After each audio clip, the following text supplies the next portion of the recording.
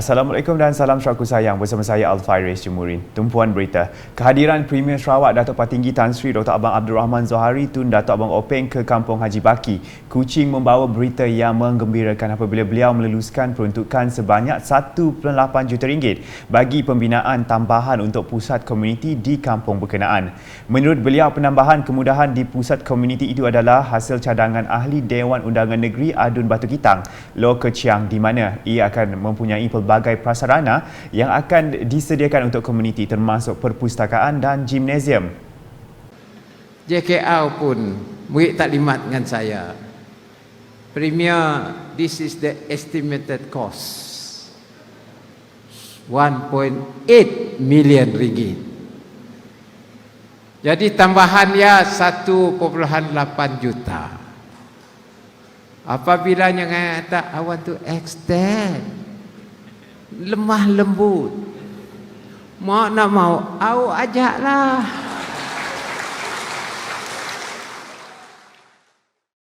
Beliau berkata demikian ketika berucap dalam majlis perasmian Dewan Komuniti Kampung Haji Baki dan penyerahan surat hak milik tanah Seksyen 18 Kanun Tanah Negeri bagi Kampung Semerbak dan Tematuk pada Khamis. Dalam majlis sama, Datuk Patinggi Tan Sri Abang Zohari turut menyampaikan sebanyak 463 surat hak milik tanah bagi Kampung Semerbak dan Kampung Tematuk.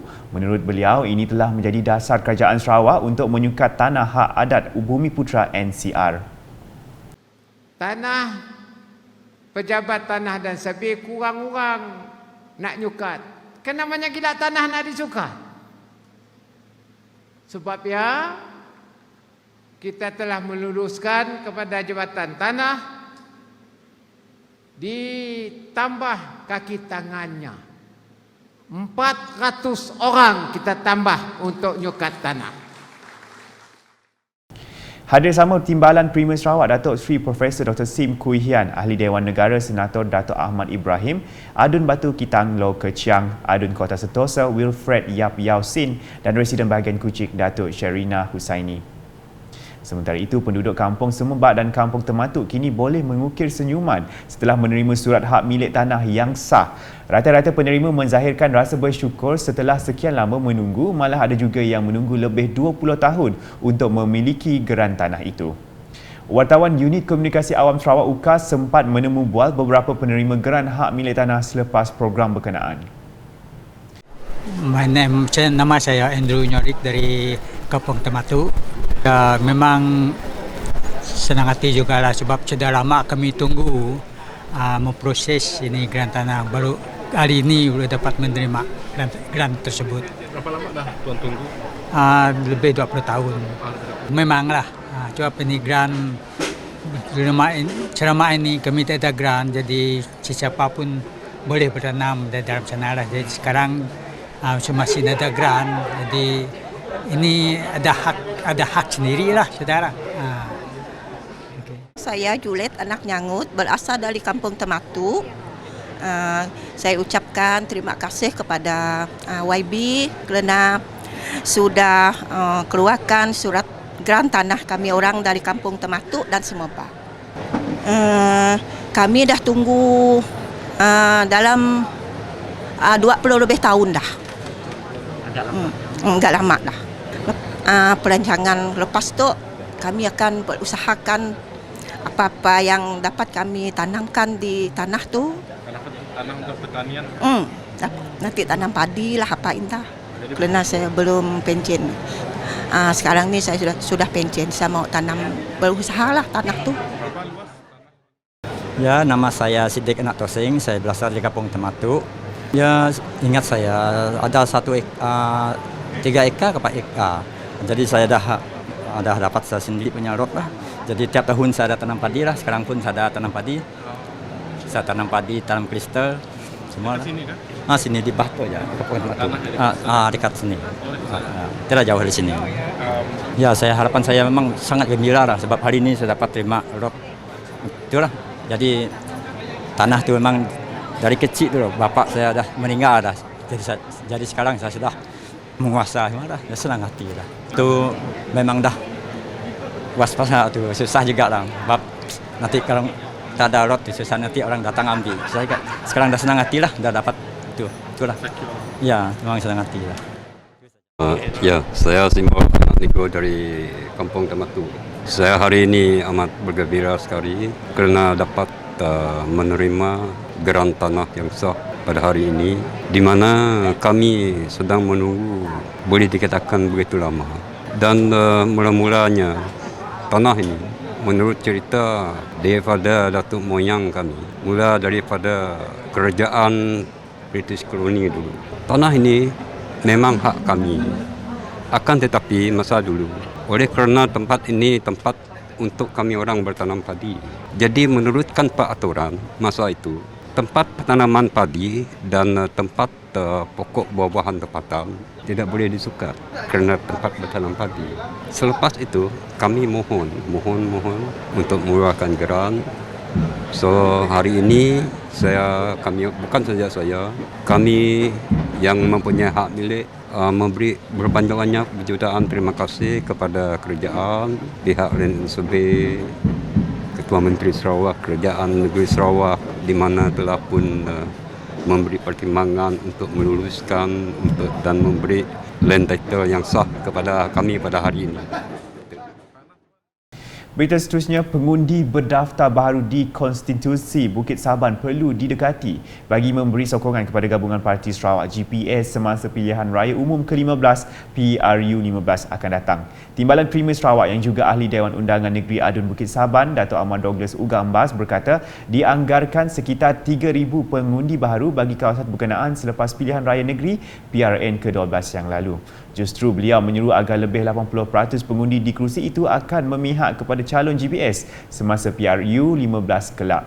Beliau yang juga Timbalan Presiden Parti Pesaka Bumi Putra Bersatu PBB berkata demikian semasa sesi perjumpaan bersama Parti PBB cawangan N37 Bukit Saban pada Khamis.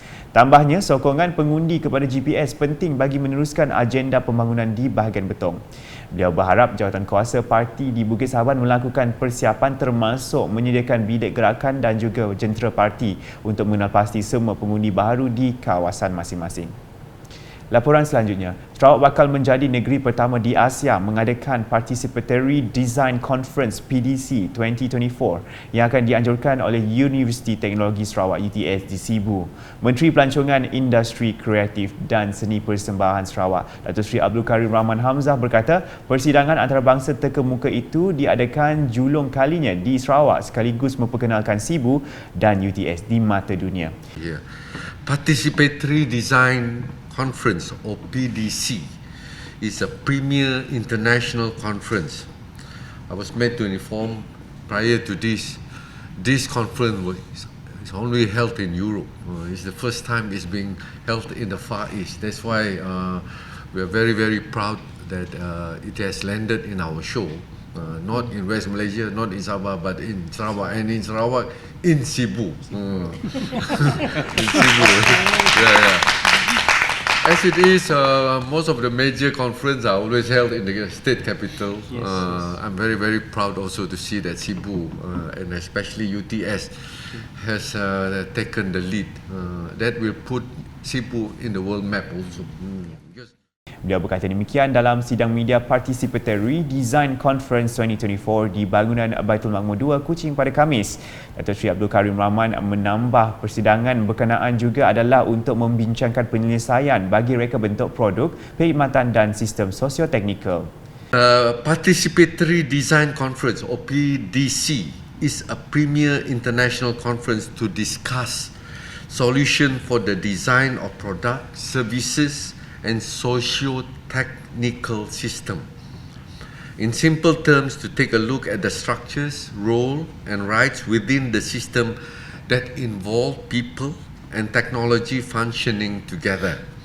Some well-known examples of socio-technical system involving humans and technology are emails, blogs and social medias. These are new things. Sehubungan itu, jelasnya persidangan ini juga penting kepada Sarawak untuk mencapai kemakmuran ekonomi, keterangkuman sosial dan kelestarian alam sekitar selaras dengan strategi pembangunan pasca COVID-19 PCDS 2030. Di bawah, pembinaan Jabatan Konkrit Tondong Sebuku dijangka siap mengikut jadual menjelang Februari 2023. Timbalan Menteri Pengangkutan Sungai dan Laut Sarawak merangkap Ahli Dewan Undangan Negeri Adun Tasik Biru, Datuk Henry Harijinet berkata pihak kontraktor memberi jaminan akan berusaha untuk menyiapkannya sebelum penghujung Februari depan. Menurutnya, pihak Jabatan Kerja Raya JKR juga akan mengawal selia projek tersebut supaya tidak tertangguh lagi. Beliau berkata demikian semasa melakukan lawatan ke tapak projek rakyat bina baru Jambatan Konkrit Tondong Sebuku pada Khamis. Difahamkan projek jambatan sepanjang 120 meter itu menelan belanja berjumlah 10.5 juta ringgit.